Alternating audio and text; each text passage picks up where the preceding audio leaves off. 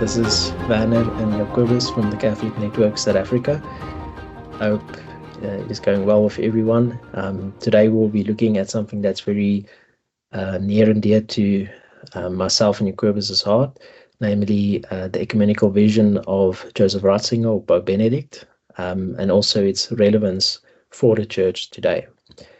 So this is one of those topics that it's not that we're mostly looking at Joseph Ratzinger's individual contributions, but as we will see throughout the presentation, it is very much something that's in accord with people like St. John Paul II and also the Second Vatican Council. So as we're going to go through talking about Pope Benedict's influence, it will also very much reflect the post-conciliar church's perspective, especially in the last the pontificates just after the Second Vatican Council. So I'm just going to start off by just quickly going through the biography, if you want to call it the ecumenical biography of Joseph Ratzinger. So Joseph Ratzinger was a German. Well, he was firstly, I want to say, a German priest, a theologian, bishop, cardinal, and then Pope, and later Pope Benedict. But in terms of his ecumenical contributions, it actually has its origin ultimately when he started out as a professor in around the early to middle 1950s, and then as what people call the Peritus, which is a theological advisor at the Second Vatican Council. And what was interesting to me in my own research into this topic is the great influence that Joseph Ratzinger had as a theologian. He was around his early 50s at the start of the Second Vatican Council, and he had profound influence in his ultimate approach towards ecumenism in the Church, but not just ecumenism, but also topics related to the nature of the Church and what we would later have, or what we have now as the dogmatic constitution on divine revelation, Dei Verbum. So he had a profound influence on those documents. And then after that, he was a professor, well, still a theologian, professor, and a priest. And when he was made bishop in 1978, only a year later, he was made a cardinal. He was made a bishop in 1977, made a cardinal in 1978. And then in 1981, he started as the prefect of the Congregation of the Doctrine of the Faith under John Paul II.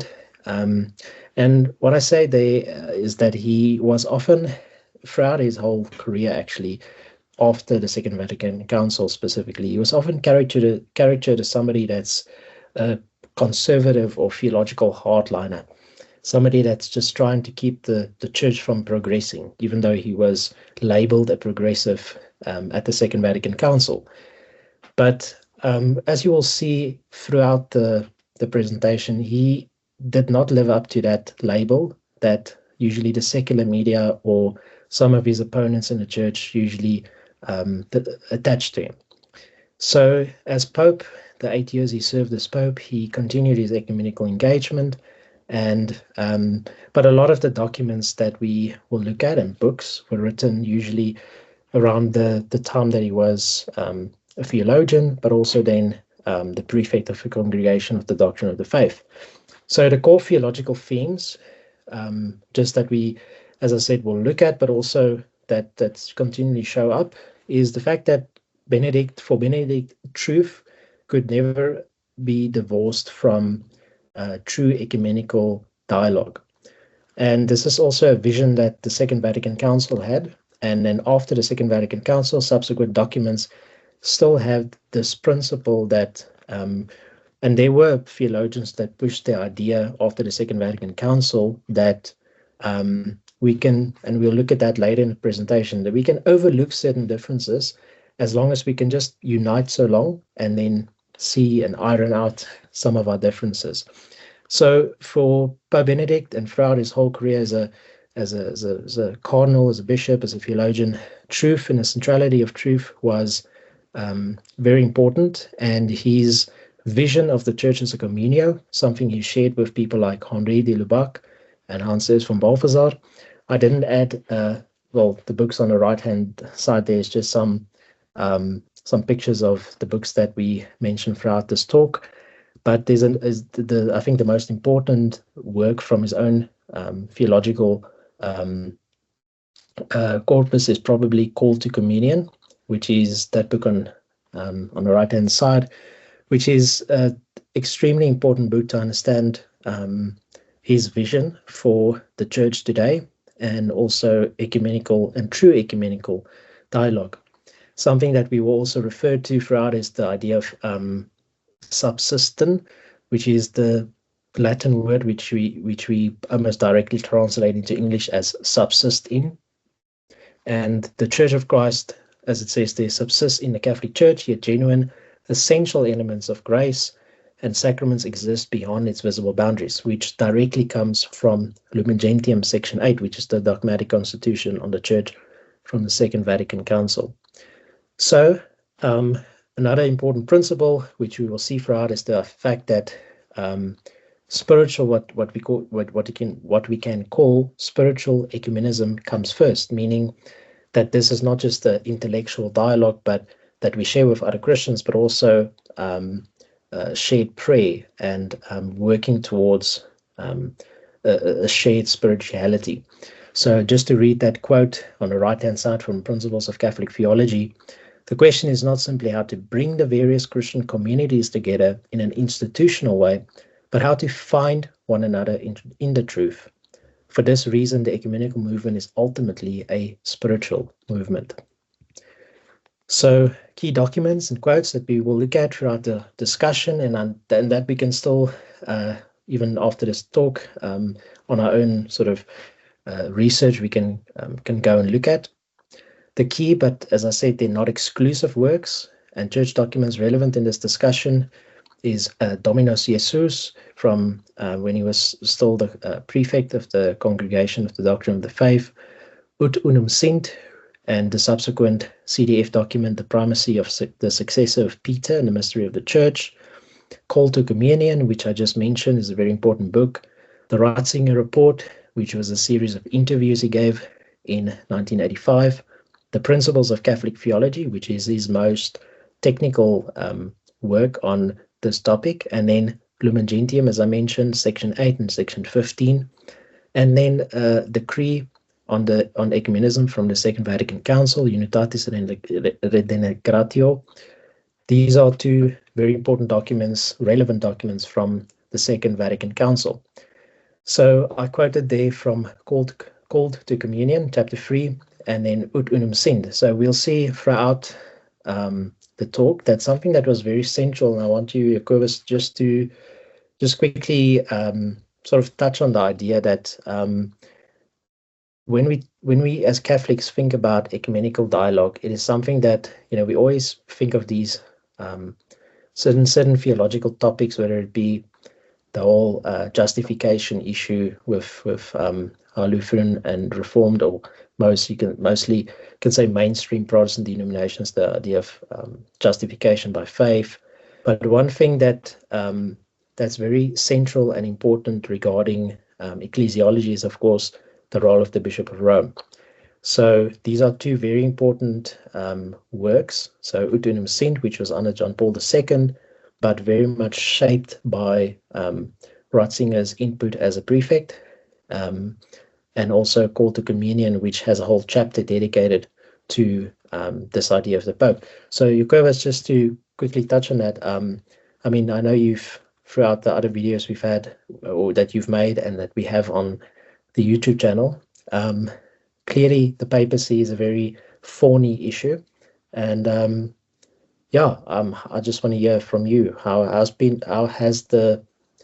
in your own discussions with Protestant Christians, the role of the papacy, has that been a very difficult thing, a very difficult topic to overcome? Yes, I would say so.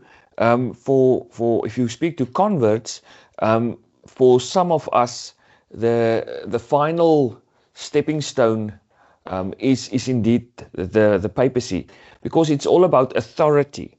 Authority, but also then for other Protestants, it always comes back to the fact that the Catholic Church has the Vicar of Christ, who has the primacy amongst other bishops, to be an authentic empire, to be an authentic judge when it comes to discussions in the church, especially when there is disagreement in the church, and there isn't a council to attend to these disagreements. Then the Pope is the one that comes, that acts. And of course, there is many ways by which the Pope acts, and so forth.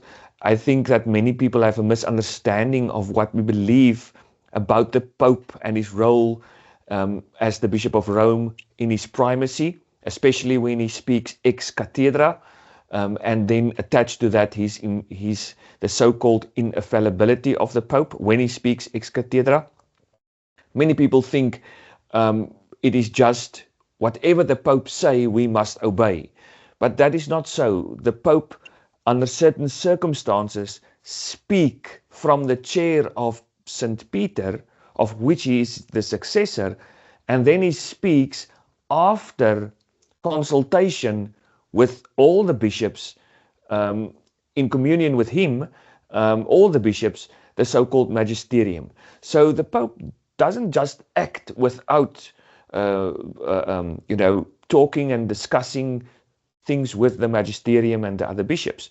But yes, to come back to your question, indeed, the Pope is indeed a very thorny subject for many people.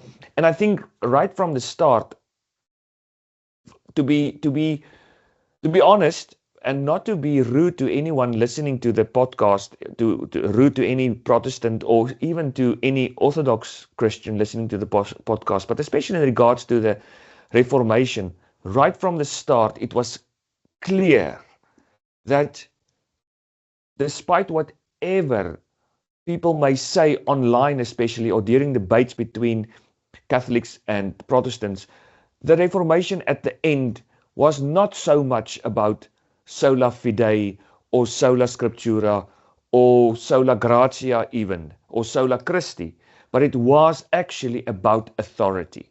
The authority of the church as an institution, with the right to bind you as a Christian in your conscience, which Protestants do not believe in. And as Catholics, we believe that under certain circumstances, the church indeed has the authority to bind us in our conscience. And within the church, the empire of the empire, actually, that mediates that authority is the Pope. So therefore, right from the start, that was the thorny issue at the end, the role of the Pope and authority. Yeah. We'll definitely come back to that, because it's one of those, as you say, it's probably the biggest hurdle for unity in the church, for good reasons, not bad reasons. Just want to quickly mention before we go to the next slide, I added those two pictures of Introduction to Christianity and the Jesus of Nazareth books from Joseph Ratzinger, Pope Benedict.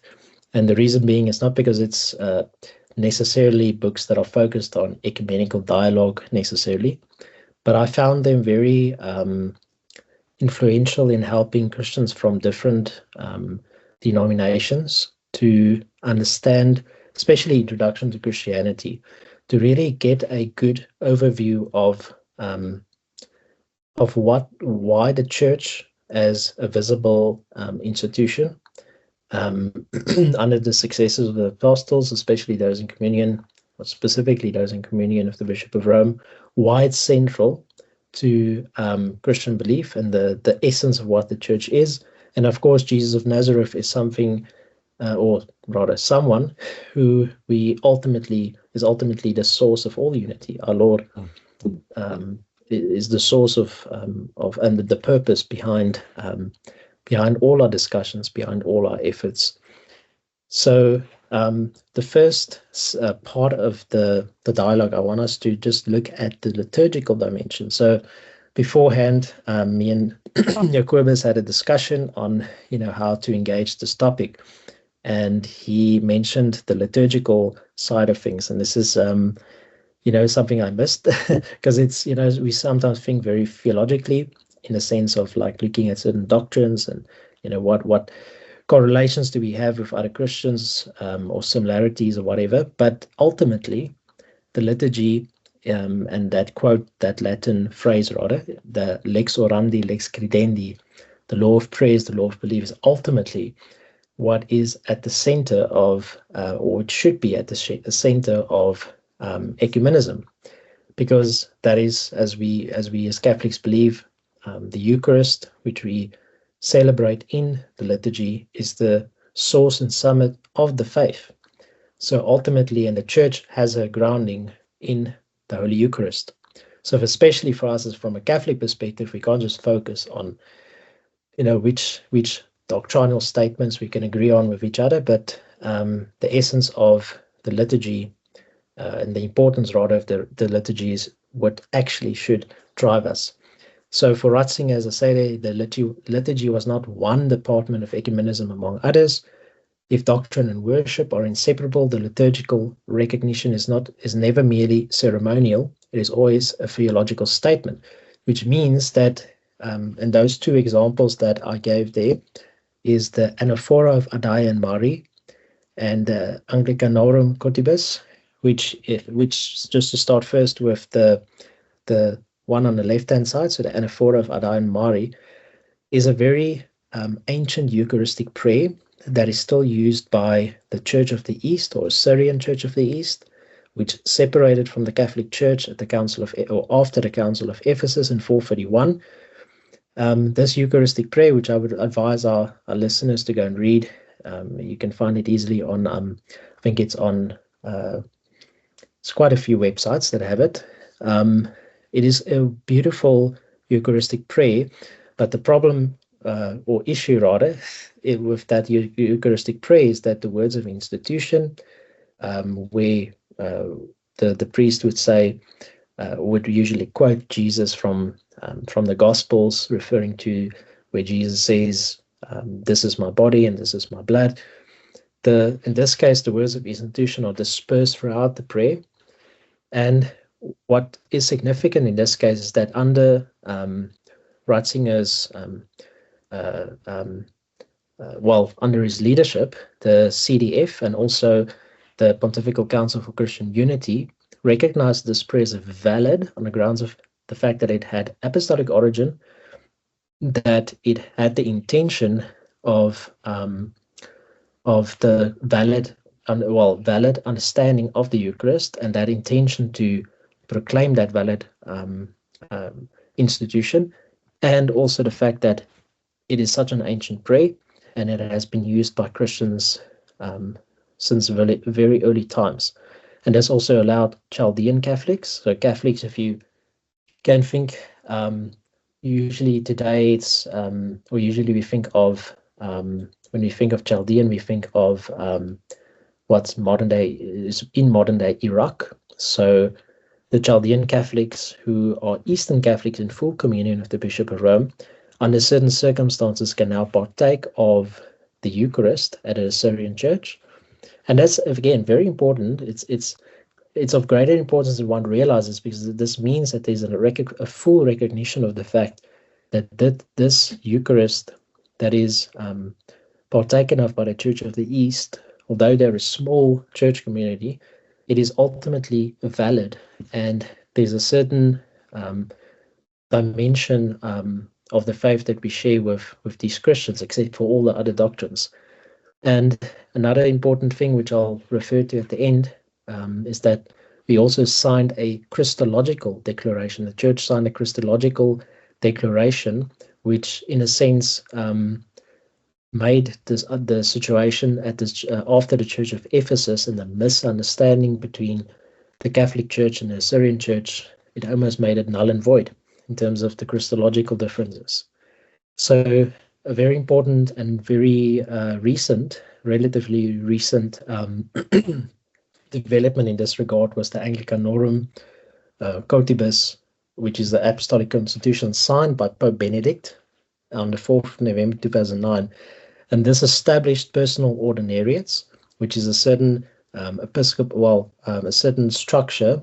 It's not an episcopal structure per se, but it's a structure that enables, in this case, groups of Anglicans to enter into full Catholic communion while they still retain the liturgical patrimony of Anglicanism. So, like the Book of Common Prayer tradition, Thomas Cranmer's collects, and then which I think afterwards in the Divine Worship Missal, the Cranmer collects was just adjusted slightly in the cases where there was some doctrinal error, and also Anglican liturgical cadences, because historically the Anglican liturgy shares a lot of similarities with the Roman Rite, because obviously at some point before they split from the Roman Church, they used the Roman Missal, or well, it was before the Tridentine Mass, but they still used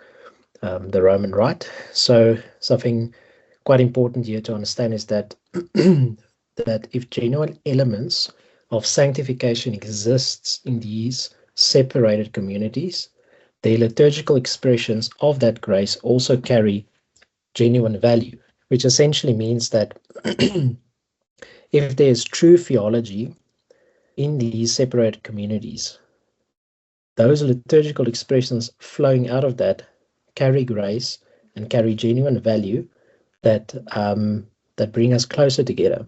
So, and this is very, very central in Joseph Ratzinger's view of ecumenism, which we'll sort of summarize a bit later. This notion of recognizing certain apostolic origins of a certain, whether it be a certain liturgy or a shared theology.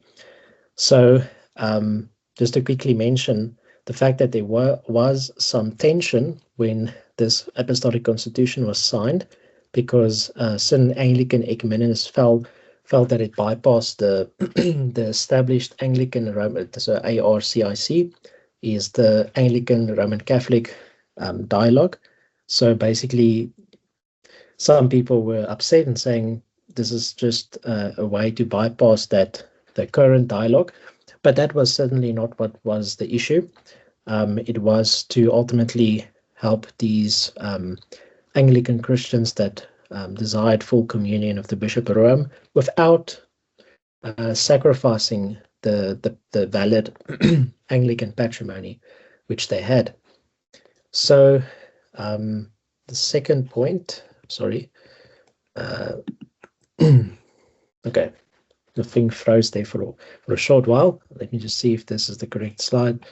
Yes. Oh no, sorry. It's only, this one first, and then the Orthodox issue. So, oh, sorry, I got sort of caught there in the middle. I was like, okay. So just to continue on with that, this topic of the liturgy. So, as you know, I want you also to touch on this, Jacobus, because I think it's very relevant maybe in in our situation in South Africa, because we don't really have a big Orthodox population, although it's obviously still important in terms of engagement, but we have a much more Protestant population here. But just to touch first on the Orthodox ecumenical dialogues.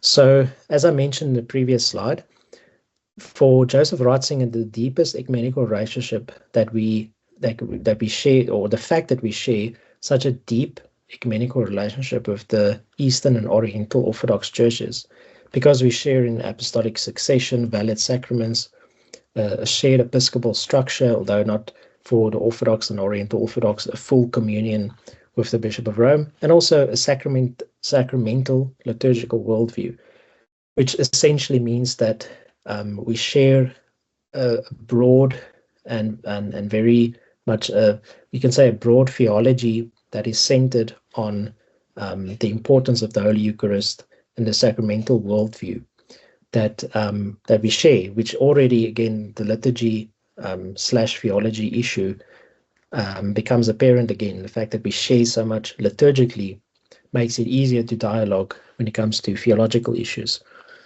And I'd mentioned the Patriarch Bartholomew I, who's the current Patriarch of Constantinople, the meetings that occurred between him and Benedict, and that's still continuing with, or continued with Pope Francis and also now Pope Leo. It was consistently emphasized that there's a shared liturgical and sacramental tradition, and that's ultimately the basis on which unity in the future can be achieved, or should be achieved rather. And I mentioned the Summorum Pontificum, which I know is a very controversial thing these days regarding the Tridentine Mass, or the so-called traditional Latin Mass or extraordinary form of the Mass.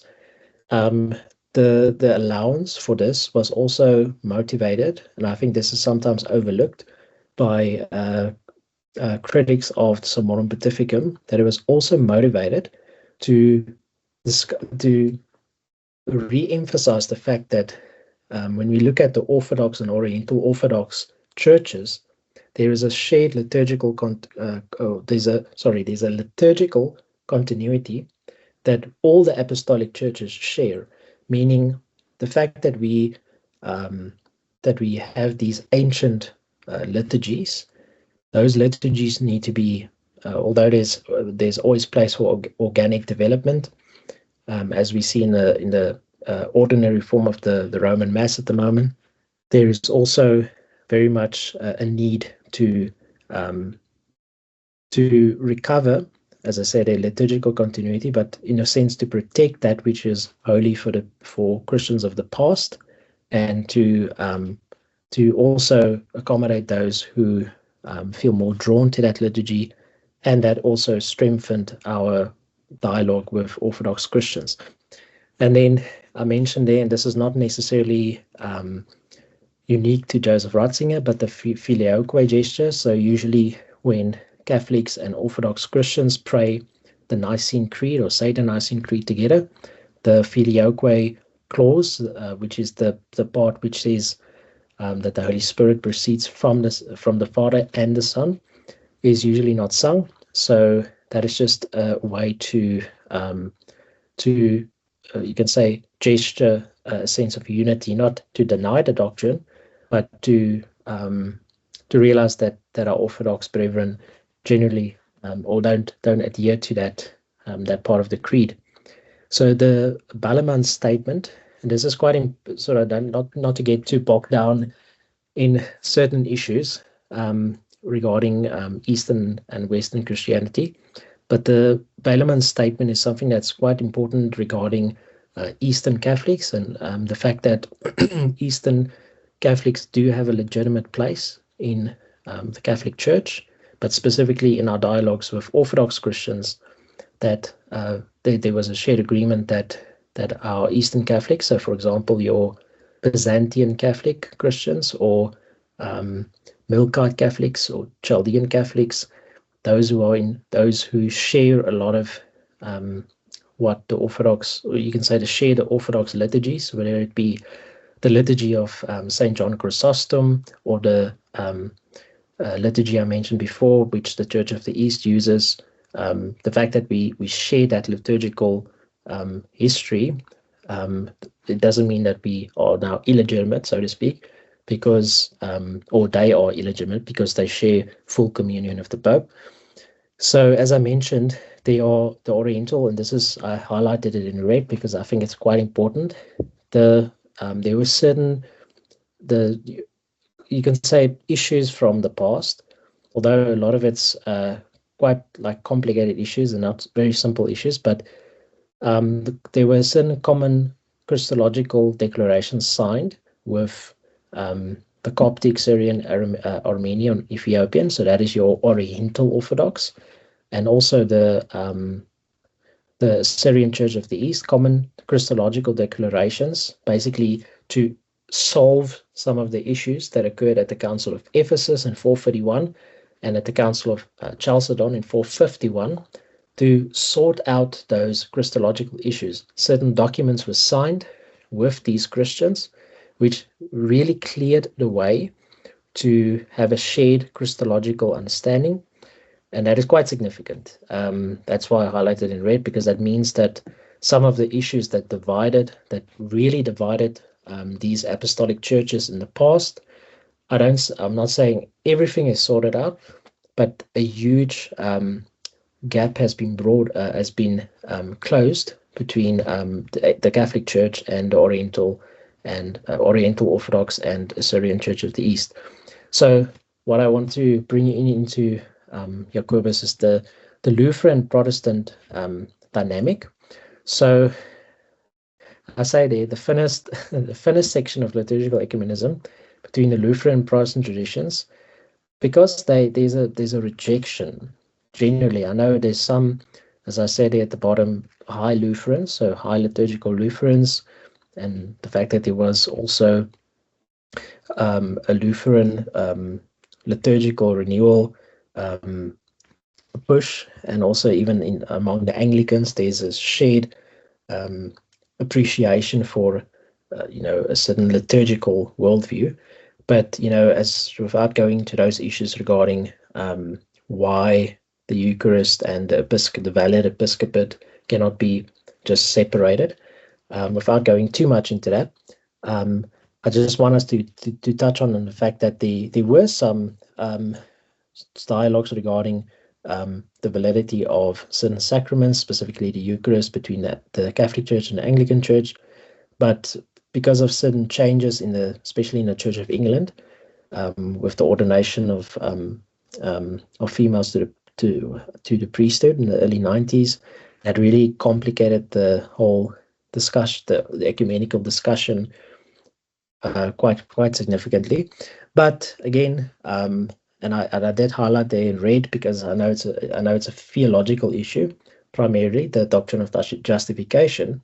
But what is quite interesting here is there were certain, you can say, it's not Eucharistic or Eucharistic celebrations, but mostly just worship services, where there were Catholics and Lutherans having certain worship services together, although the doctrinal agreement doesn't signify sacramental sharing in the Eucharist. But just to Jacobus, I just want you to just quickly touch on the idea that even though there's we've been moving towards fuller or a shared understanding on certain key Protestant Catholic doctrines, divisions, that does not necessarily mean that that there can now be a sacramental sharing.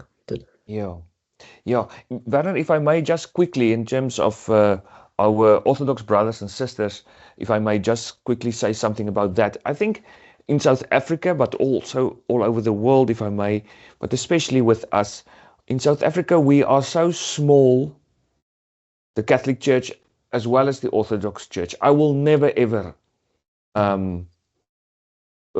speak out against the Orthodox Church, especially online, and I'm not one of those that would like to pick a fight with them. I don't want to. What happened in the past, I think, is very sad. I do, however, think that without being unsensitive, I think that if you really look at the history of the churches, the filioque issue is sometimes made bigger than it is.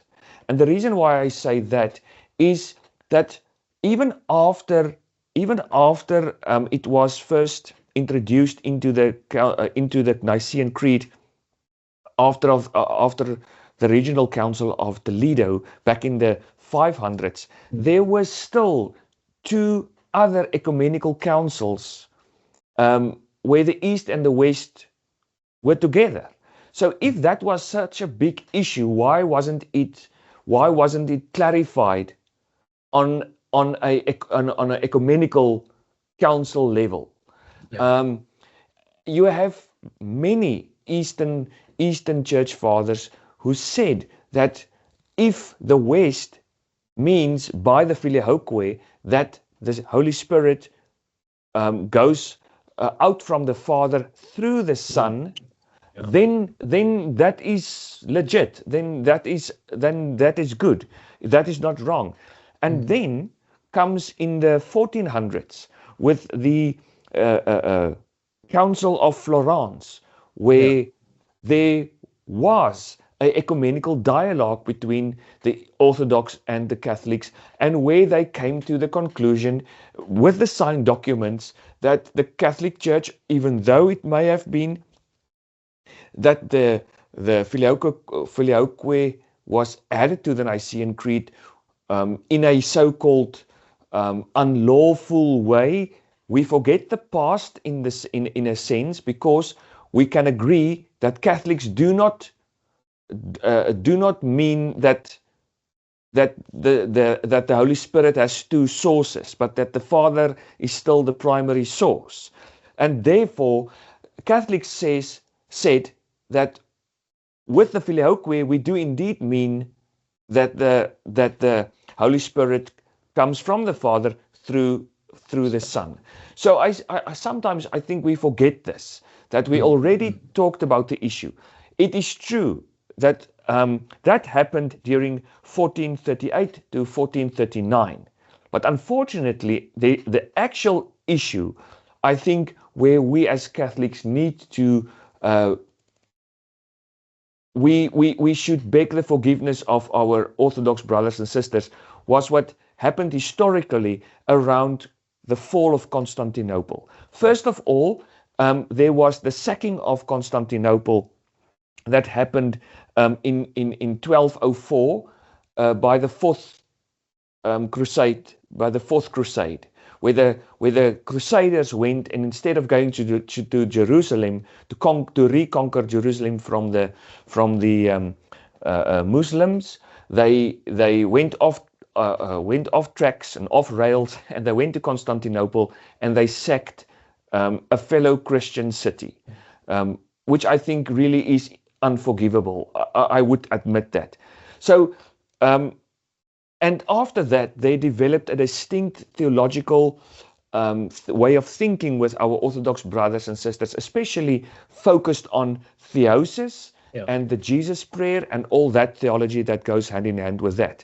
But then the last issue then, in terms of the Orthodox, which I think we need as Catholics to ask pardon of our Orthodox brothers, is that with the siege of Constantinople in 1453, the East time and time again asked the help of the West. And unfortunately, the Catholic West refused, because the Catholic West insisted that they would only help if the Orthodox submit to the authority of the Pope. And unfortunately, there wasn't really a big chance of dialogue and discussion at that stage, and Constantinople fell. So after that, I think most often Orthodox, when we are in dialogue with each other and they bring up issues like the Filioque, it is actually not the Filioque itself. It is still this hurt that stems from the fact that the Catholics didn't went to help the Orthodox during the siege of Constantinople. And I think that is something we should discuss more in our dialogue with them. But then indeed, when it comes to Protestantism and overall, you touch on that Protestantism is a diverse group of people. There are many denominations and sects, and even within one tradition, you have more than one denomination. Like in the Reformed tradition, there are, at least in South Africa, 5 Reformed denominations, which differ hugely from each other on various issues and topics. And the same with the Lutherans, that there are at least 3 different Lutheran denominational groups.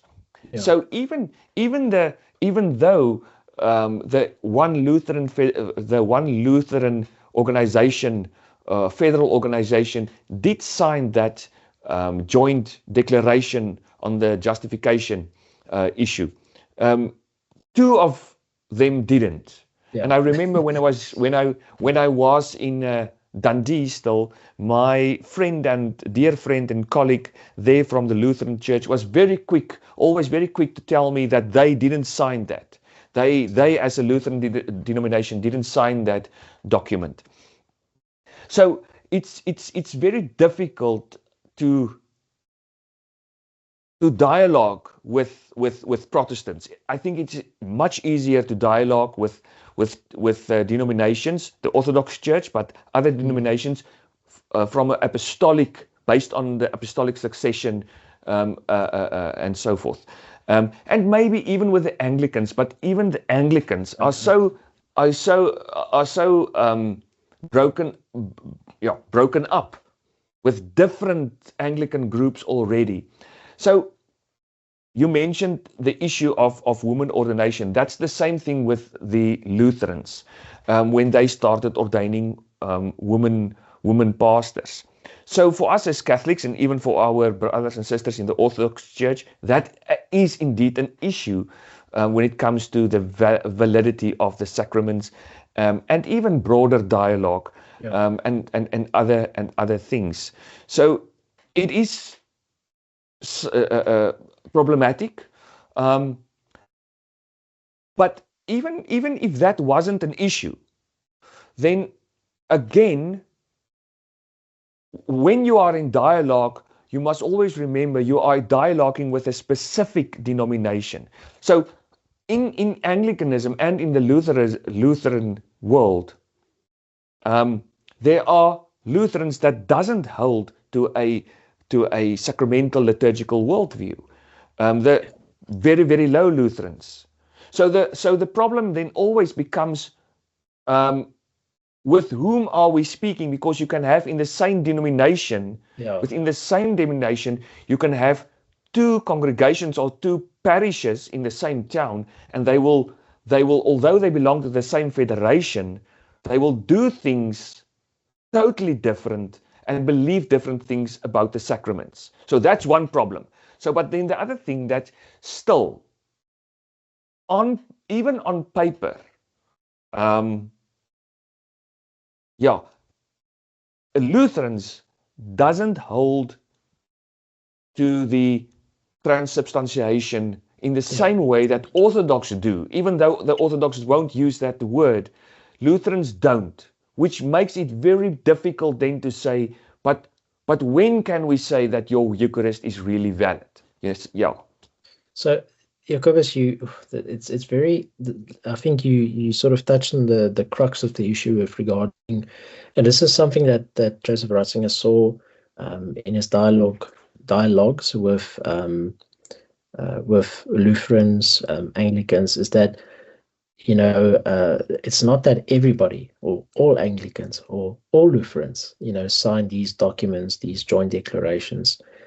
So, for example, the JDDJ, which is the Joint Declaration on Doctrine of Justification, it was signed by the Lutheran World Foundation, the Anglican Communion, not at the same time. I think the World Council of Methodists in 2016, the World Reformed Churches somewhere in the 2000s, and I think Anglican Communion 2016 as well. But you see, not all Anglican denominations or Methodist or Lutheran denominations belong to these bodies, right? So it makes it even more difficult. Than the World Council of Churches, the WCC, which I mentioned there, is a very large ecumenical body. The Catholic Church are not members. Interestingly, the Orthodox churches are, and they tend to be even more strict than the Roman, say the Roman Catholic Church. Just for argument's sake, they're even more strict than us regarding ecclesiology in certain aspects, but they belong to the World Council of Churches. But there are Catholic representatives among them. But the reason I mention that is the BEM, which is the Baptism, Eucharist, and Ministry document, which was signed in Lima in Peru, which is one of those documents that tries to show the correlations between different Christian denominations. But you see in the last 40 years, in some of those denominations, there's been splits and there's been unfortunate disunifying actions, which again makes it even harder. So just from the liturgical point of view, just to synthesize, I think what we've been touching on, what you've also said about the fact that we and this was also seen in Ratzinger's dialogues and his works, is that because we share so much with our Orthodox brethren, there's already so much that we can agree on, essential things. So that makes it easier when it comes to recognizing certain liturgies, such as with the Syrian Church of the East, even the Anglicans, even among them, because there's a valid and good liturgical tradition that's very much stemmed from the Roman Church. It makes it easier to recognize traditions that carry true apostolic content, and also the patrimony, which is what I just basically described. That's what the word patrimony means in this context. That, as I say, there's centuries of separated worship can still preserve genuine Christian treasure, and that division doesn't necessarily annihilate grace. And that's very important when it comes to, for example, that prayer from the Church of the East. And liturgical convergence, so meaning liturgical, where you can say, in the case of like the Anglican ordinariate, where there's a convergence of the Latin Rite, or at least a full recognition, at least from the Roman Catholic Church, of the Anglican patrimony. That's true. That's a wonderful example of true ecumenical process, where there's not a sacrifice of the truth, but a recognition rather of elements of sanctification grace that's already in that liturgical tradition, for example. And I underlined that last part there, where it says that in all of these, just to sort of mention, even our interactions with the Orthodox churches and also our Protestant brethren, is that a lot of these things take time. This is not an easy and quick and easy process. It is something that lasts for decades, and that's good, because it means that there's genuine dialogue in truth, meaning that we're not trying to sacrifice important things just for the sake of holding hands and singing Kumbaya. It's important that there's a recognition of, a shared understanding of what the notion of truth, and also not being willing to sacrifice that just for being in communion, but without the true reality of it. So just to move on to the theological dimension. So two important documents. One we have mentioned, the Ut Unum Sint document, which focuses on, which is a document from St. John Paul II's papacy. And this is his great ecumenical document. But we see Ratzinger's influence, especially through his work in the early 90s on communion. Apologies. There's an important, sorry, somebody tried to call me now. So, yeah, sorry, just to get my point right. So anyway, so in the book Call to Communion, Ratzinger did touch on this topic of papal primacy and the importance of papal primacy, and also there was a CDF document from the early 90s that also touched on this. And so Ut Unum Sint, although it's under St. John Paul II's papacy, really has a lot of Ratzinger's touch on it.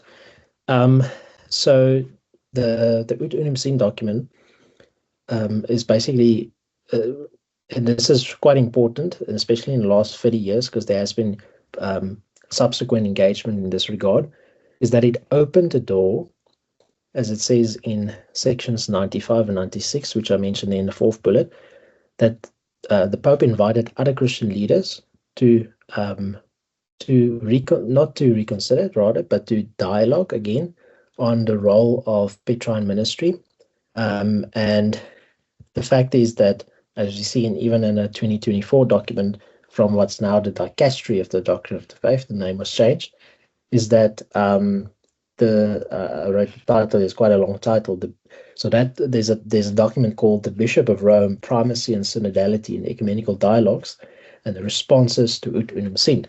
And what we see in the study document, which is not it's just a study document, so there's various points of view in that document, is that there are genuine desires from a lot of Christians who are not Catholic to experience the sense of unity under the Bishop of Rome, but there's still some very important differences on the exercise of that authority. I know there's been a lot more engagement with our Orthodox brothers and sisters on this topic of the papacy, much more than with Protestant church leaders or clergy.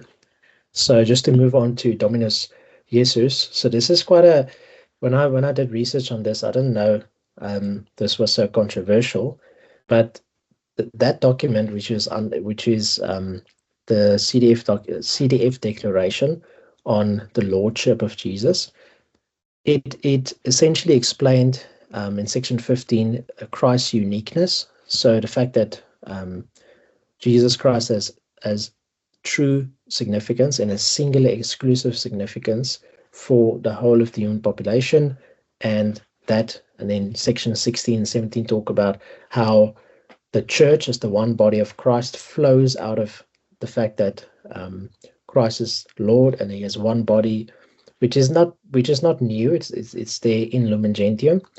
In section 17, and this again is not something that's new to this document, but it only requotes from the Second Vatican Council the fact that Orthodox churches are sister churches. The document calls it, the Second Vatican Council calls them sister churches. They have valid sacraments, a valid episcopate, and the Protestant and / Anglican Christian communities form ecclesial communities where there's genuine elements of sanctification and truth that flow out of the Catholic Church, which is what section 16, which is again a direct explanation from Lumen Gentium's section 8 and 15, the idea of subsisting, which means that the Church of Christ exists fully in the Catholic Church in valid apostolic succession, in where those bishops are in full communion with the Bishop of Rome. But that does not mean that, despite the fact that that the essence of what the Church of Christ is, which is the Catholic Church, it does not mean that outside the Catholic Church there's no elements of truth, primarily because, as I quote there from section 17, the ecclesial communities, which have not preserved the valid episcopate and a genuine and integral substance of the Eucharistic mystery, are not churches in the proper sense. However, those who are baptized in these communities are, by baptism, incorporated in Christ and thus are in a certain communion, albeit imperfect communion of the church. And this document was quite controversial, and people felt that some people felt that it really dampened the ecumenical momentum, which again the whole point of this document was to, as I say, was to target religious pluralism and not to attack Protestant and Orthodox communities. And actually, just as a side note, we see it a lot in the life of Joseph Ratzinger, Pope Benedict. He was always misunderstood, mostly misunderstood by people of a certain theological stripe. So some of his opponents in the Catholic Church, but also outside of the church, but mostly within the church, and even the secular media, they tended to, as I said in the beginning of the talk, label Joseph Ratzinger as a hardliner. He's trying to as I said, dampen the theological momentum, sorry, the ecumenical momentum, and he's just trying to be very uncompromising and doesn't want to listen and dialogue with other Christians, which is the total opposite, because we actually see a lot in his life as a theologian that he truly, again, and I use the word truly in this case in the proper sense, because he really tried to engage with fellow Christians and to acknowledge, even with our Orthodox brethren, the fact that a lot of mistakes have been made, and even the Second Vatican Council mentions this. Actual, I think, I don't know if it's directly in the acts of the council, but mostly, I think, subsequently was to acknowledge the fact that both, especially in the Reformation and in our interactions with the Orthodox Christians, that the Church has a guilty conscience, so to speak, in these situations, but that moving together, through dialogue and gaining trust, we grow in closer unity to each other. But that can only happen if there's a true sense of an acknowledgement of truth, right? So just to leave that there, just to go to the next point. So I created two separate, a slide for these two important works.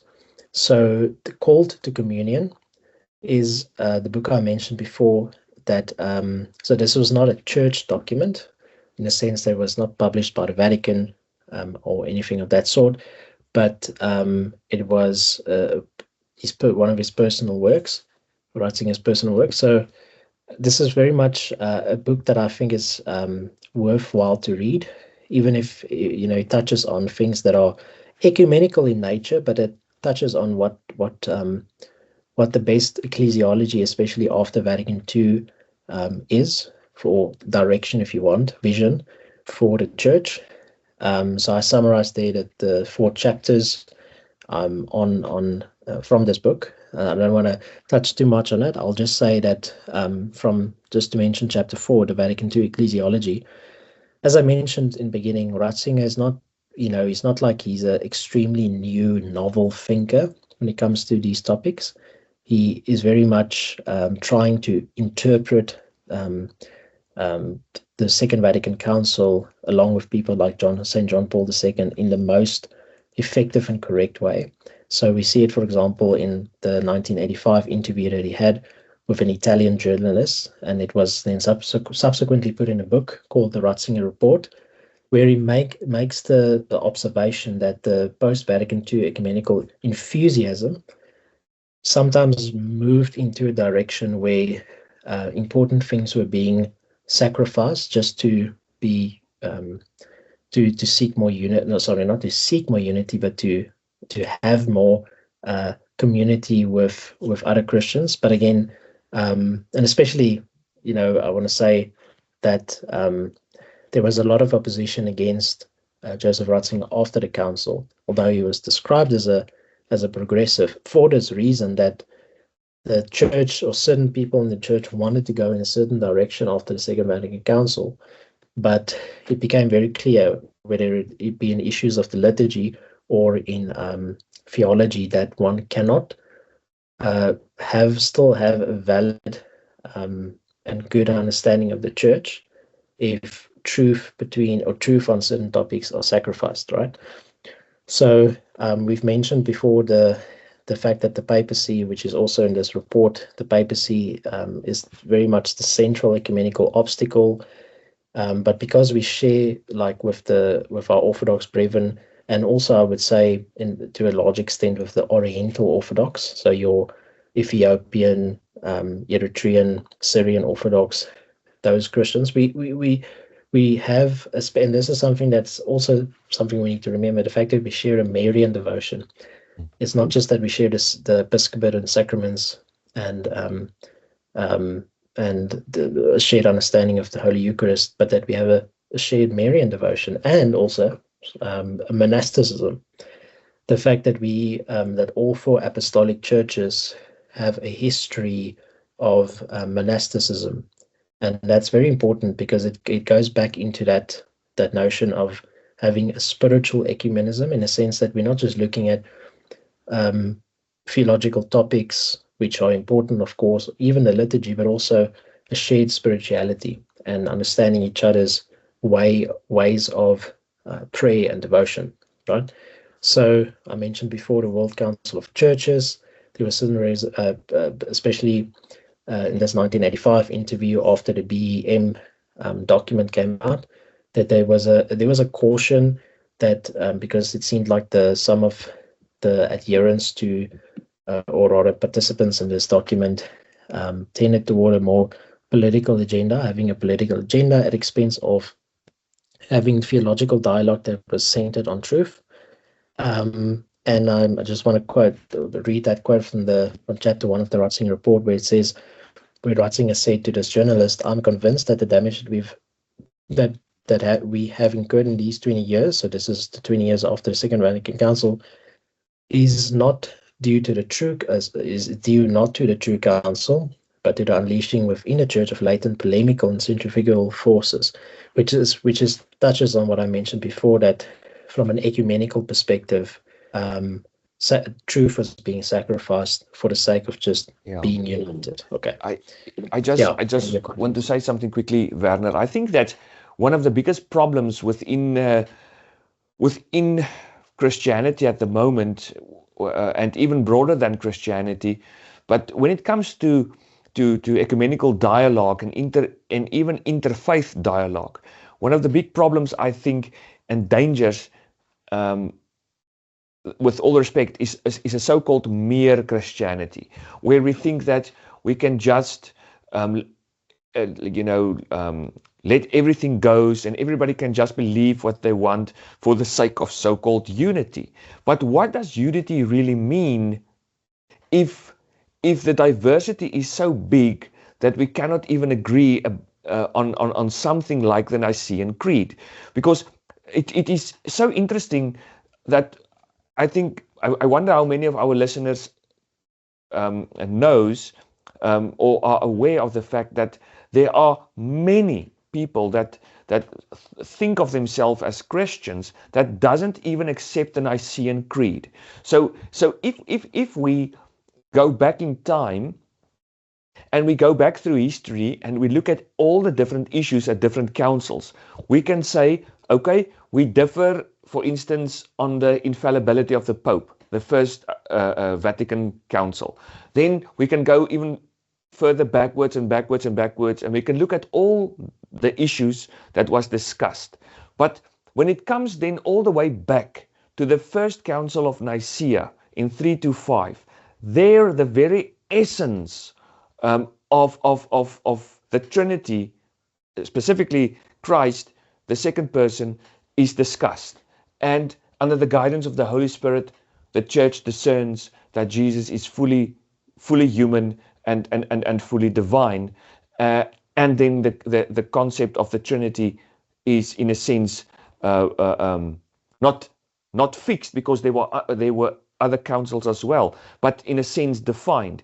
And there are so many churches, so-called churches, denominations, that reject all councils.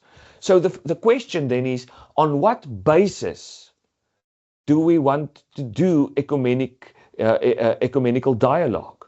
What do we believe in then?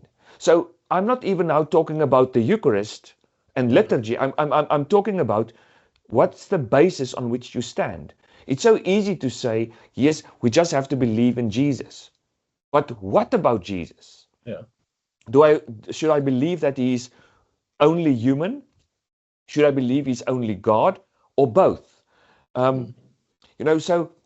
So again, to bring it back to Joseph Ratzinger, to Pope Benedict, it is so important that we cannot sacrifice truths just for the sake of so-called unity, because then it is false. Yeah.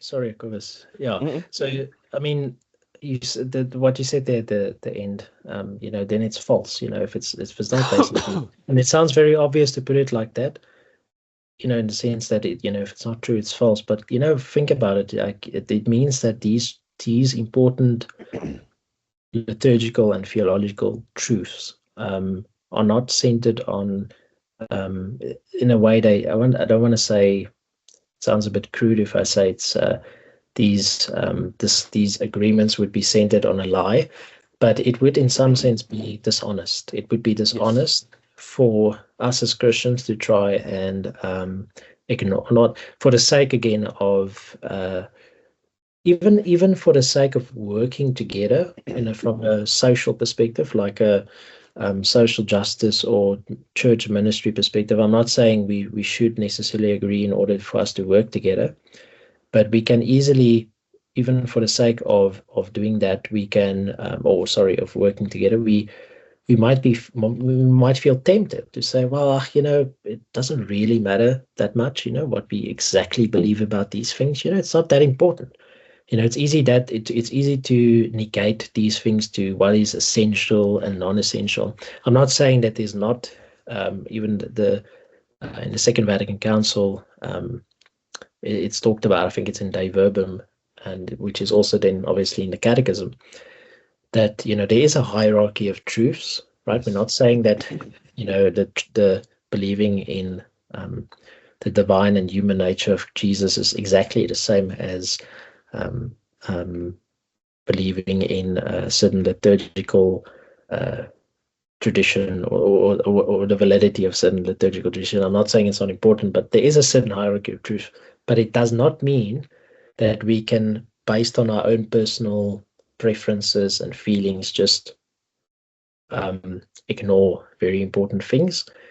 And it seems to be like a basic intuition for us is in our engagement with Christians, that we do have a shared, understanding of or a shared appreciation and belief of the Nicene Creed, but we can't even assume that sometimes, unfortunately.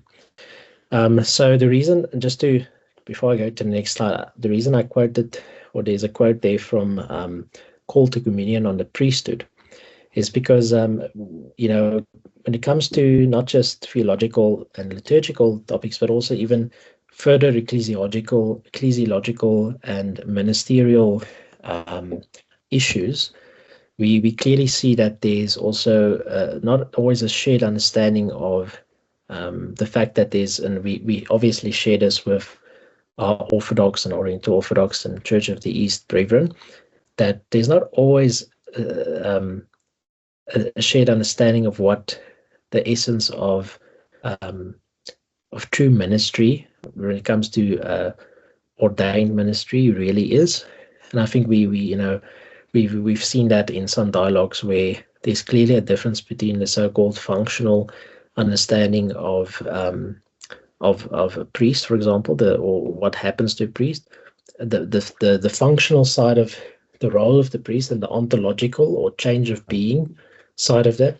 A lot of our Protestant brothers and sisters don't share that view. They don't believe that there's something ontologically, from a being level, if you want, that really happens to, that occurs within that individual, a man that gets ordained as a priest. And that's why the whole female ordination issue is such a a big issue to overcome with regards to.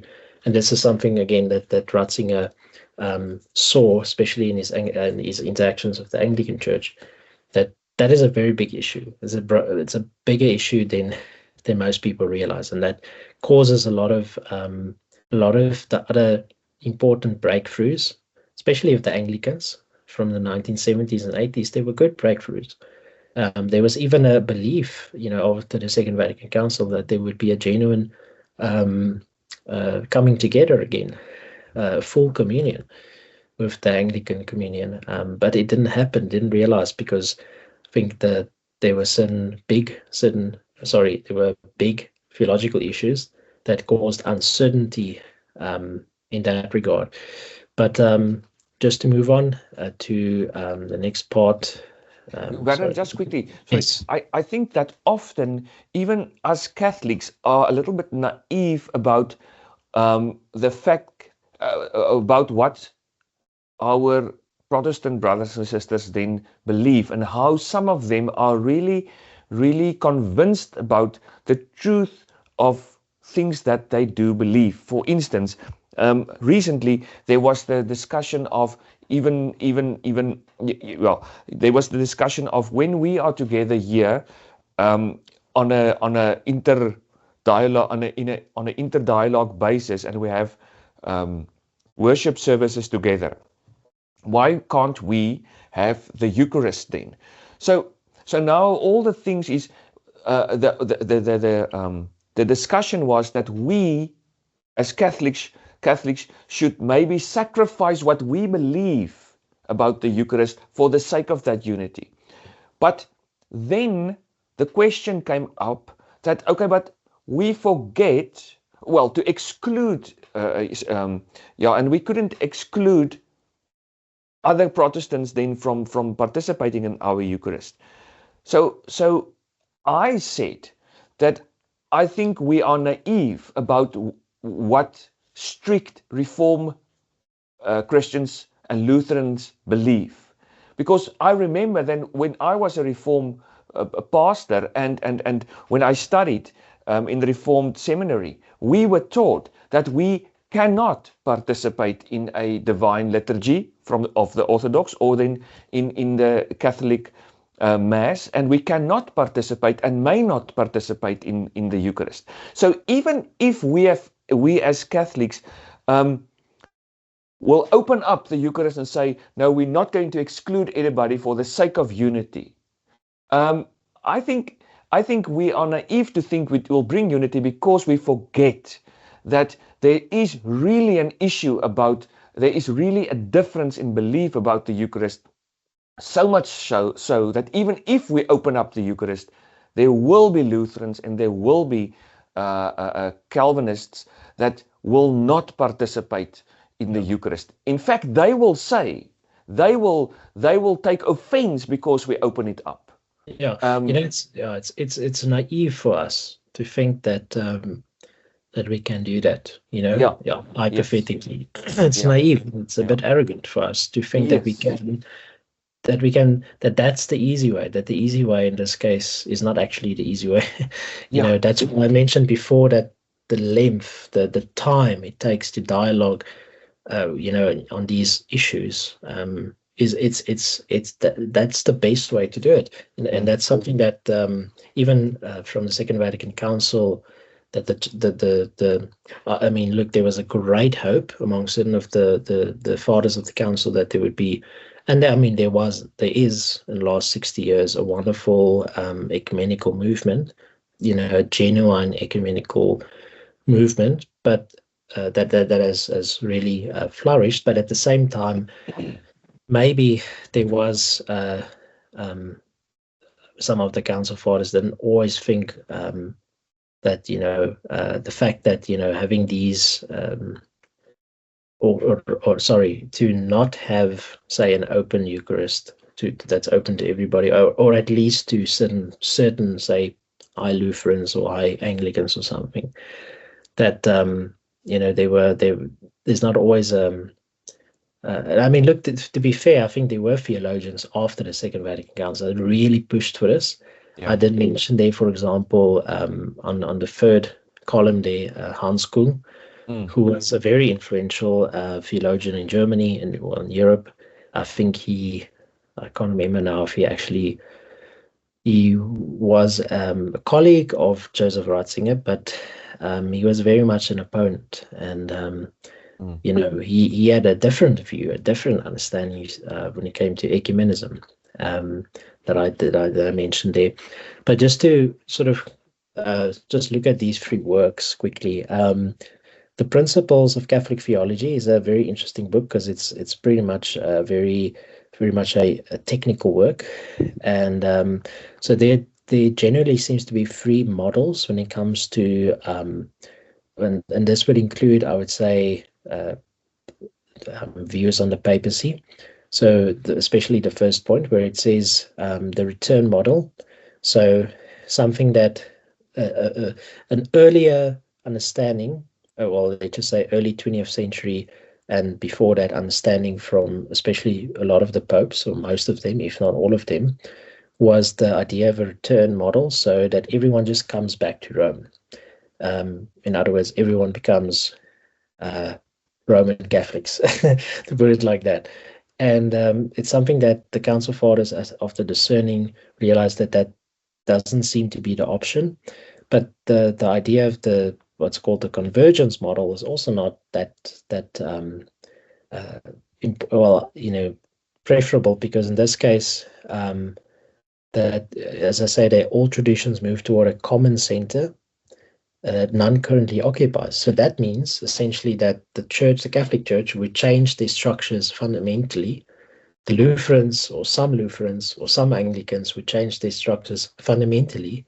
The Orthodox fundamentally change their ways of doing things in order for us to all then come together, which again is also not the best way. And then Communicatio in Sacris, which is in this case, which is what we've touched on in the idea of sharing sacraments as a path to rather than the fruit of unity. So this is some theologians, if I understand correctly, people like Hans Kung and others had a view where we would share the sacraments, and that would eventually cause unity, or at least work towards it. But we understand, this is what Joseph Ratzinger also understood, is that, and which the second bullet point there shows, is that, especially regarding the sacraments, that full communion that preserves legitimate differences of rite, so in like the liturgy, theology, and spirituality, is truly what is the fruit of unity that's based on truth. And Anglicanorum Cotibus, the apostolic constitution for the Anglican ordinariates, or establishment of it, that's a very much a wonderful example where there's a recognition of, as I said, patrimony, shared, if you want to call it a Catholic patrimony or history, but there's still, legitimate differences in the rite.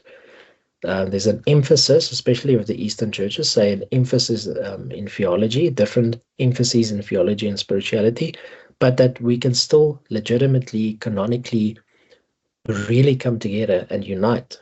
All right, so that tends to be, and this is what I think what's Ratzinger's based, you can say,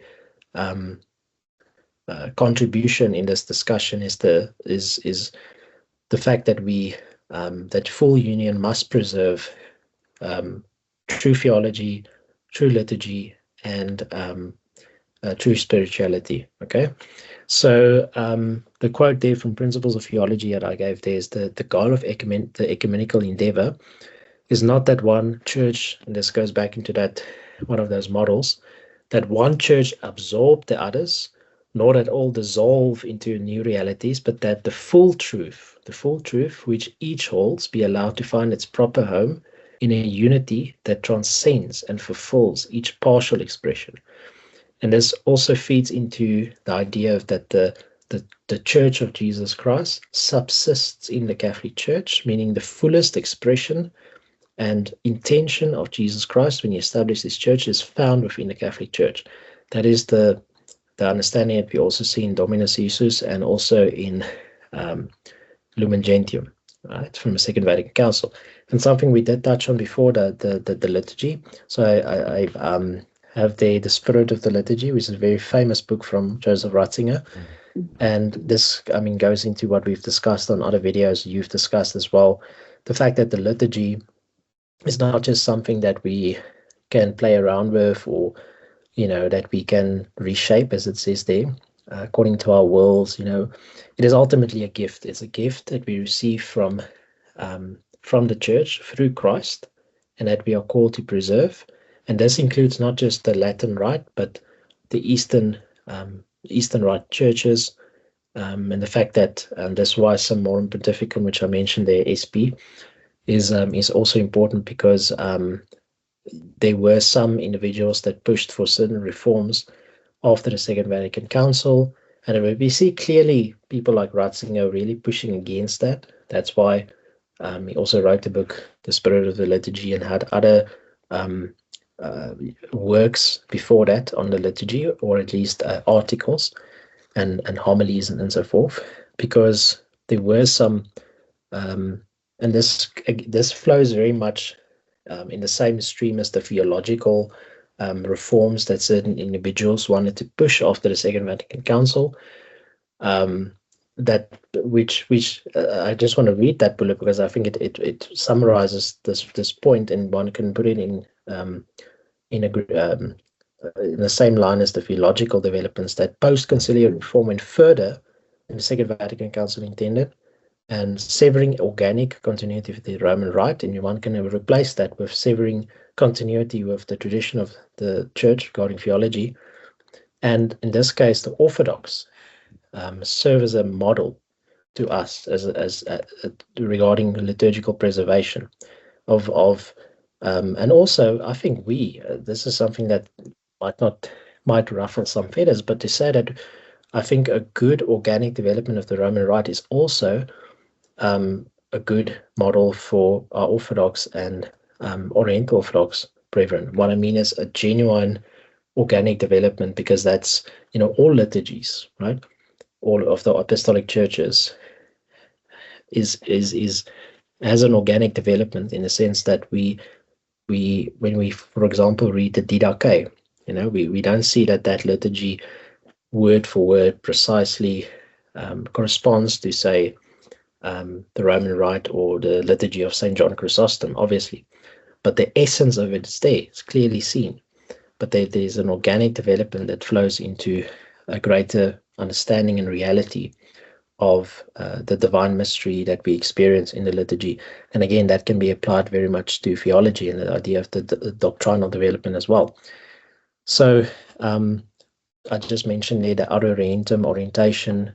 That's another thing we share and can learn from our Orthodox, Eastern Catholic and traditional Anglican worship.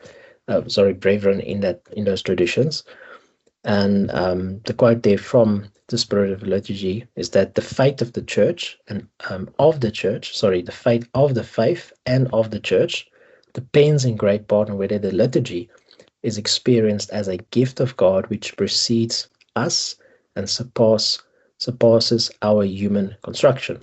Okay, so that's very important when it comes to ecumenical dialogue, which we've discussed, the idea of the liturgy. So I've touched on some of the points on the third column.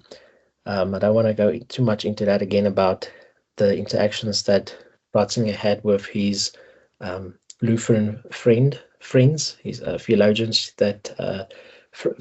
friends that he had at the universities he was at. I think specifically of University of Regensburg, and I think there was when he was at University of Munster as well, if I remember correctly, the interactions he had and friends he made there. So just to mention the last bullet point there from, I don't know if it's cut off on the slide or on the presentation, but it's from the book, which was some of his memoirs for his first 50 years. I think it was published in 1998. So it says there that the ecumenical spirit of the council was genuine, but what replaced it in many quarters was an ecumenism of diplomacy rather than of truth, which is in essence what we've talked about, the idea of divorcing truth from true ecumenism.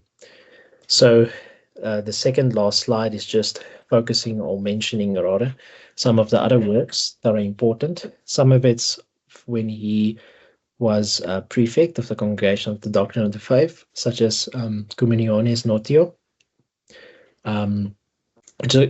which by the way feeds into his book called To Communion, which was published in 1996, and this focuses on this. Well, just to mention, as I say there, it was an argument that went against Catholic priest, bishop, and later cardinal Walter Casper, which, I don't want to go too much into that, but just to mention that, again, there were certain people that had different understandings regarding how to approach this ecumenical question, and also having the correct ecclesiology after the Second Vatican Council.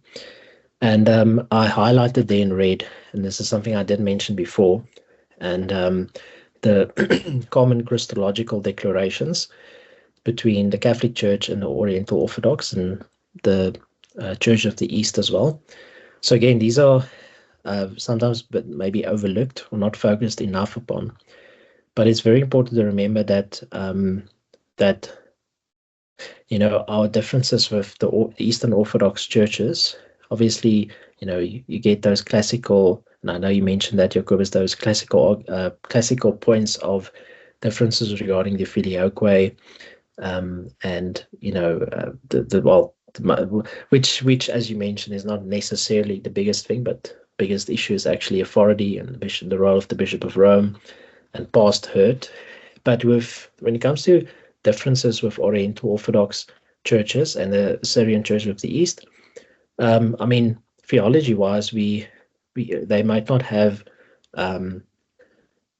as much of a broad, systematic definitions of certain doctrines, but we pretty much in a general essence of controversial doctrines, we do share a lot with the Oriental Orthodox and the Syrian Church of the East. But the biggest differences actually in this, again, stems from not just differences with us, but differences with the Eastern Orthodox, is the certain Christological definitions from the Council of Ephesus in 431, the Council of Chalcedon in 451. So these documents that were signed in the era where Ratzinger, along with the Council for Promoting Christian Unity, these documents that were signed, such as the document that was signed, I think, in the early 90s of the Syrian Church of the East, and then also with the Oriental Orthodox on the natures of Christ and his divine personhood. And also something that's quite significant is the fact that there was a document signed of the Eastern Orthodox called, the long name is The Consequences of the Sacramental Nature of the Church, but it's mostly referred to as the Ravina document. So this is a critical text, and which focuses on the fact that we have common or shared understandings of the Eastern Orthodox on conciliarity, authority, and apostolic succession. And when you read that document, what was so beautiful and interesting to me is that, it feels like a document that really builds more and more trust, or built more and more trust between the Catholic, in this case, a Roman Catholic. Even the document refers to the Catholic Church there for particular reasons as a Roman Catholic, focusing on that aspect, the Roman primacy aspect. So between the Roman Catholic Church and the Eastern Orthodox churches, again, the only way for us, especially for Orthodox brethren, to grow in our love and appreciation for each other is through these dialogues and documents and honesty about the past. And just a last mention regarding, because I did mention the notion of the Eastern Catholic churches, and that under Ratzinger there were dialogue between the Eastern Catholics and the communion some Eastern Catholics, like the Chaldean Catholics, that the communion that they can share with the Syrian Church of the East. But then also the Regensburg lecture. Now, I don't know if you've heard the story behind that. So it was very controversial because Pope Benedict mentioned, although it was, again, unintended, the media ran with it and just made some very much false, or created false narratives. But in essence, he was talking about the interaction, or the correlation between faith and reason, and the fact that these are not things that should be opposed to each other. Very much in his papacy, in John Paul II's papacy, the focus on faith and reason. But in this case, there was a mention that he made of a certain emperor. I think it was in the 13 or 1400s, if I remember correctly.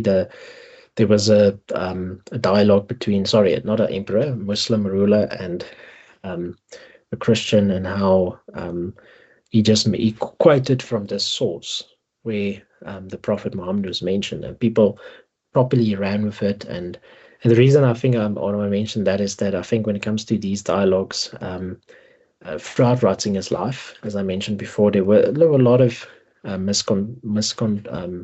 straws of his theology, and especially regarding ecumenism. But when you really look at it, and this is what I tried to sort of summarize in the last slide, it was that when it comes to Ratzinger's approach, there is really not any hint of something that's not in line, fully aligned with the Second Vatican Council, but also original ideas of his that are not trying to limit. It's not trying to limit other Christians from experiencing the fullness of the faith, but also for them to experience the fullness of the faith found in the Catholic Church, but also in the fullness of truth, right? And the fullness of Christ's body, which subsists in the Catholic Church. So the four pillars that I sort of distinguished from these arguments is the one is unity in true diversity, right? Unity in diversity is a popular phrase, but I think to mention the fact that there must be unity in true diversity, especially regarding the liturgy, shared liturgical traditions, shared rites of apostolic origin, even if there's theological differences, but certain theological differences perhaps could just be theological emphases. For example, the filioque.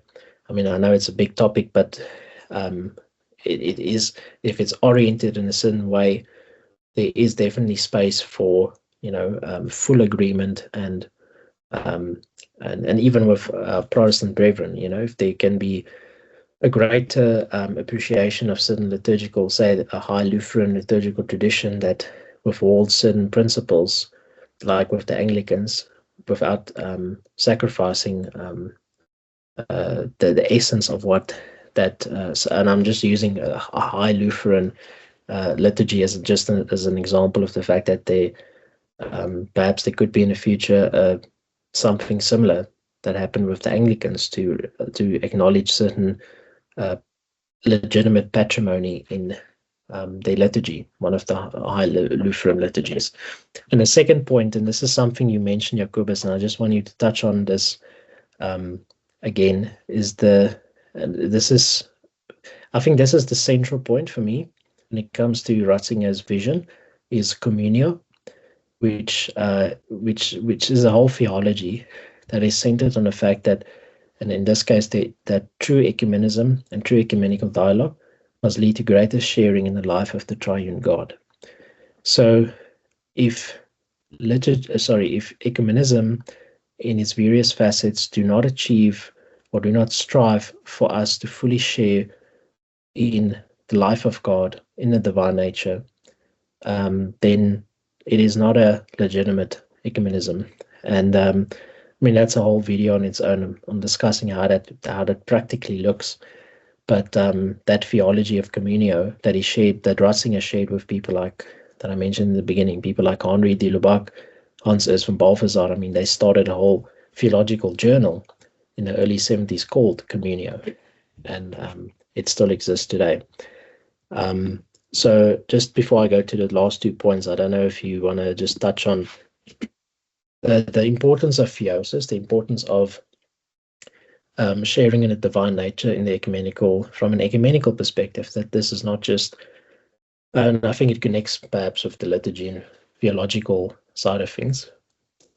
Yeah, I think that is something especially that we can learn from our Eastern Orthodox brothers and sisters. I know that the Catholic Church does indeed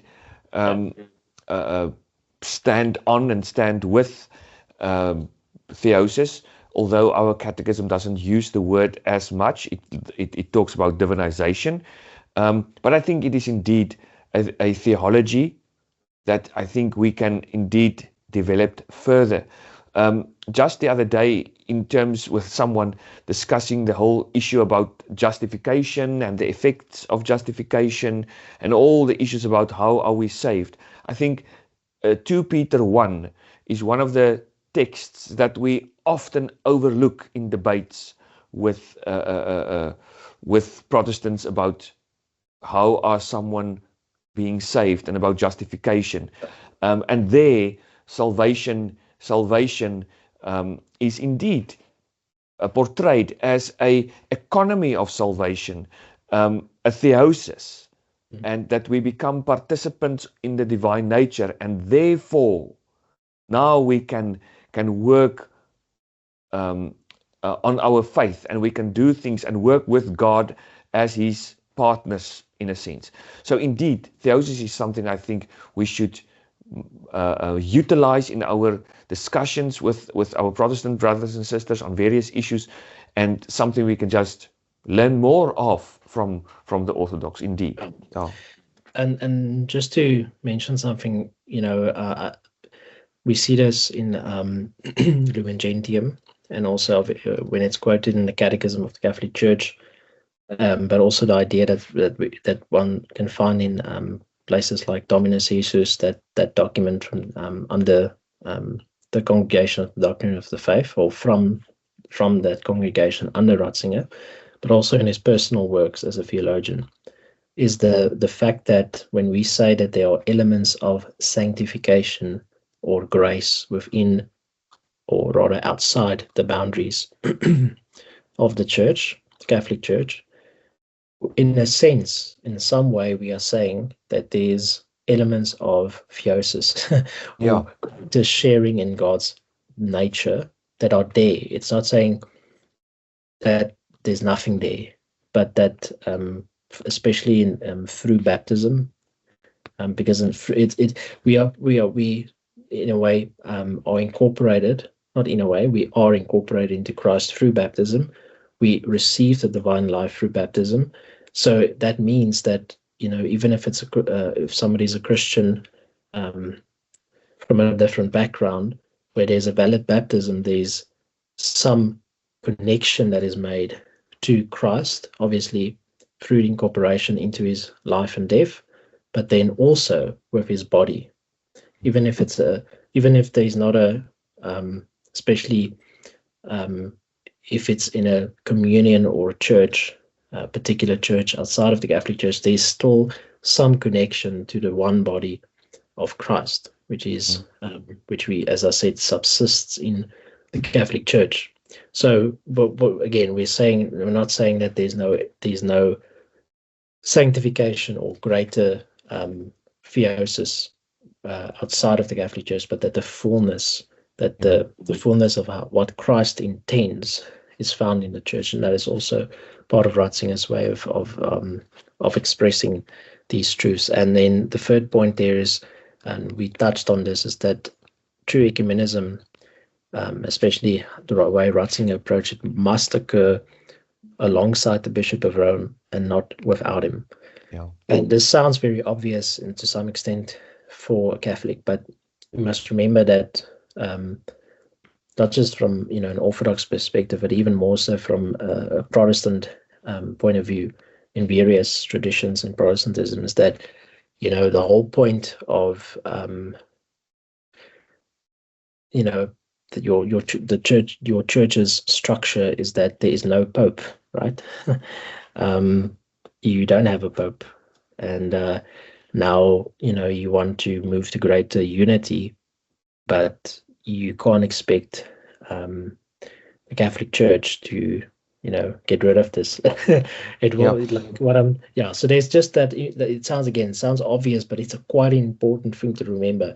That's why the Catholic Church, by the way, sorry, Jacobus, just to mention, the Catholic Church has been very accommodating in the last decades when it comes to dialogue, especially after Ut Unum Sint in 1995, to be gracious and patient with other Christians, especially the Orthodox and also some Protestant denominations, to be to bring suggestions even of how the primacy of Peter can be implemented today or going forward. But sorry, Gomez. No, I just wanted to say that also in connection to the fourth point you make there, in terms of in accord with the tradition of the Catholic Church, of the universal Church, I think, looking back, when I was still a Protestant, a pastor, ecumenism was something that I really strived for, what I actively worked for that, and I will still do, definitely. But my perspective on it changed, because within Protestantism, I always believed that because of the unity of the Catholic Church. Protestants should strive to really put their differences aside, and work together and become one, and stop all the divisions and schisms that often happens weekly, if not daily, within the world of Protestantism. And I think, and not being naive, I'm saying it because I was one, is that in a sense it is it should be much easier within Protestantism, because mere Christianity is more possible within in Protestantism. But at the same time, it is also very, very difficult, because within Protestantism, because of sola scriptura, yeah. So I would say that at the end, sola scriptura, my experience was that sola scriptura was the biggest obstacle to real ecumenism and union within Protestantism. Not necessarily baptism, not necessarily the communion, or then the a Protestant Eucharist, not that, but sola scriptura, because you have different people interpreting things differently, and therefore, if we say that, for instance, we will have a praise and worship service and so forth, and we ask someone to pray, one of the pastors to open with scripture and prayer, and another one to close with scripture and prayer, and so forth, and someone.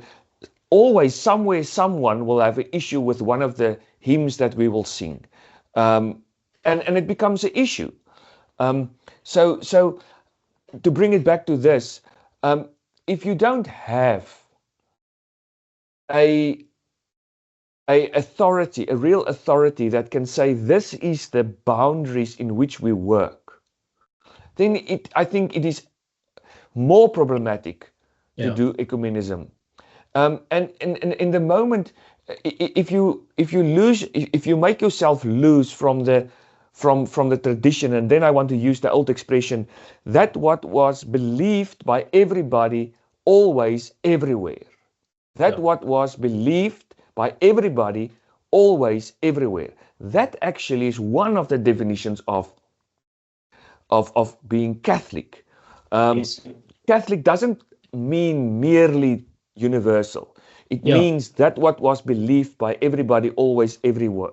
And again, then, if you cut yourself off from the Nicene Creed, it really becomes very difficult to work with people and to dialogue with people. I remember last year, for instance, with the celebrations of the Nicene Creed,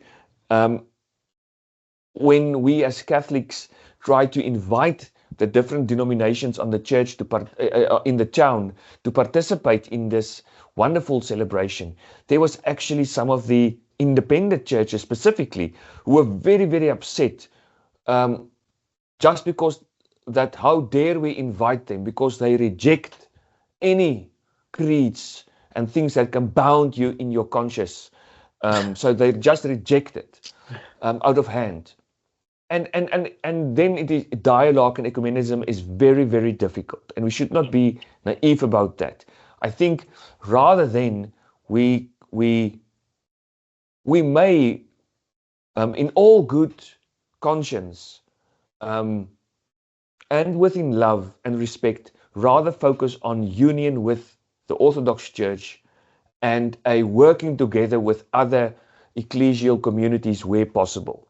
And a last thing from my side, in practice, I remember in Dundee being a pastor, during times of the rioting and looting and the crisis of drought the one year, and then the crisis of flooding another year, on ground level, and even when there were farm attacks, there was a real awareness that we as pastors, from the Lutherans, the Reformed tradition, from the Catholics, from the Anglicans and the Methodists, we should really put aside our differences for the sake of that farmer and his family who was just being attacked.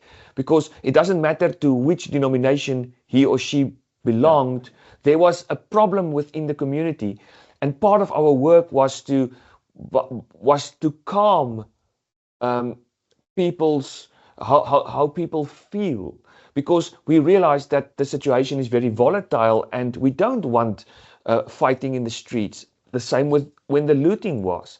And I saw beautiful things happening where spontaneously, all of a sudden, we realized there's a need. During COVID, for instance, there's a need. There are elderly people who cannot go out. They are too afraid to go and buy food. So we organize ourselves to go and buy food for people as a Christian group.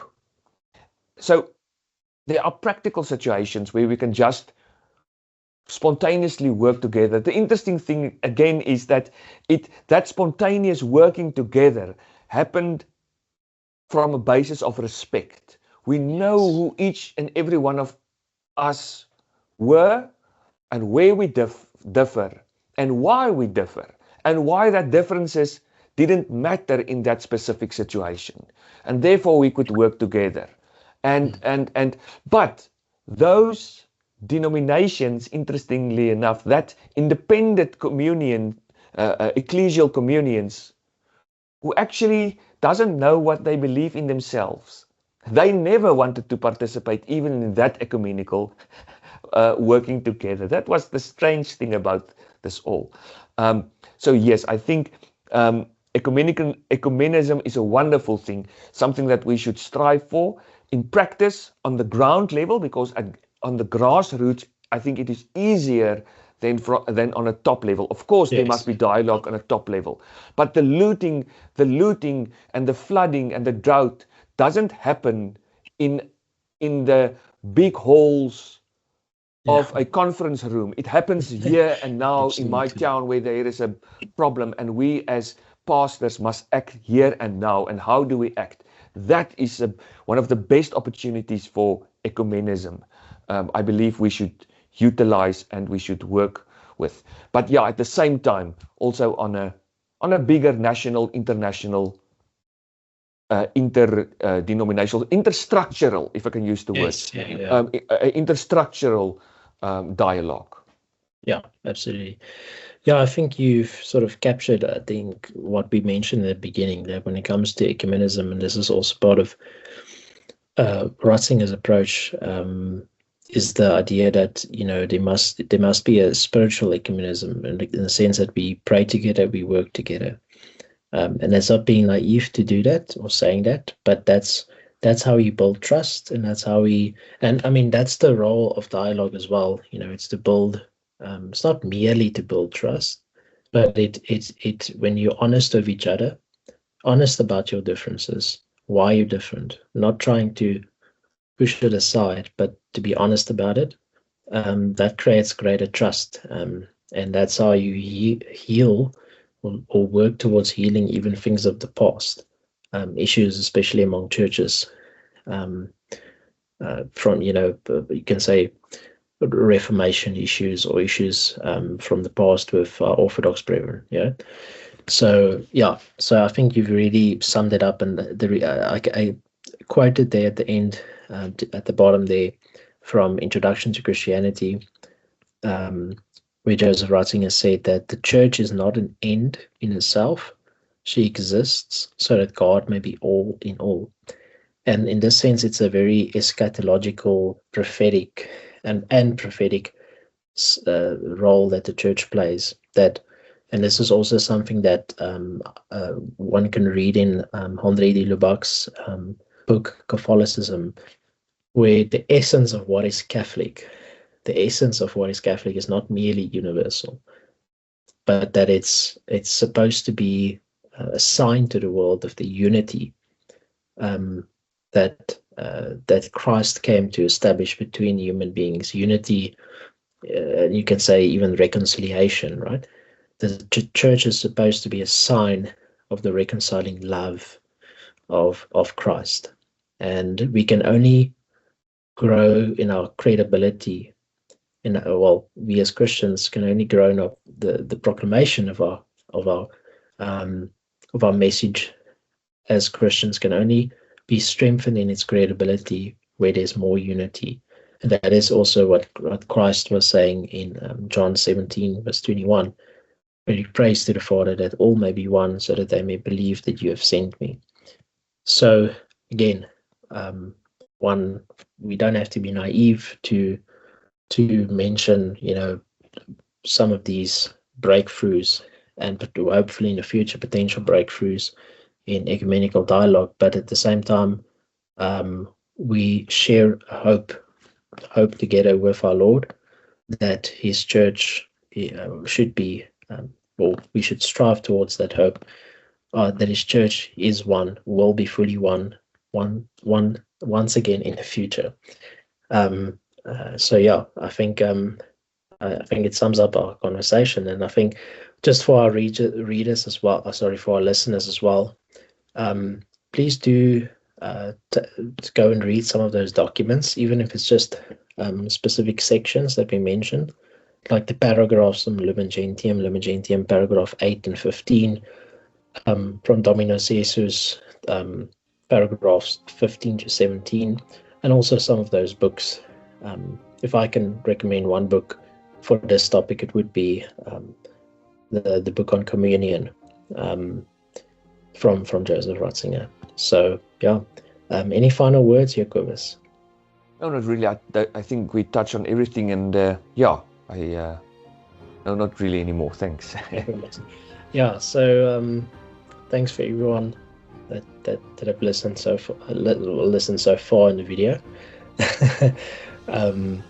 I hope everyone has a blessed week ahead, and thanks for listening, and thanks Jacobus, thanks for joining. I know this is a big topic, a lot of stuff to cover, but we'll do so again. Yeah, we will definitely. We didn't even come to the liturgy part of Ratzinger and the influence that they had on all the liturgy. So yeah, we definitely should touched on it, but not fully. But yeah, thanks Jacobus. All right, Werner, go well.